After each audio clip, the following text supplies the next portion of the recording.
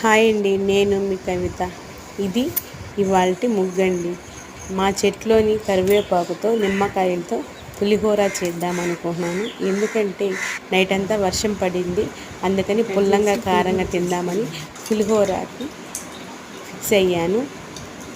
ముందుగా ఆయిల్ పోసుకొని జీలకర్ర, ఆవాలు, మెంతులు పోపు వేసుకొని ఎండుమిర్చి వేసుకొని వేరుశనగ పప్పు వేసుకొని వేయించుకోవాలి.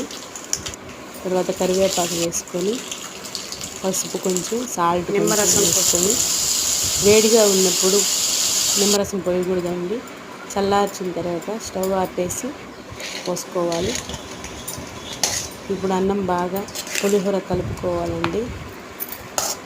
నా వీడియోస్ చూస్తున్నారు కానీ సబ్స్క్రైబ్ చేయట్లేదు.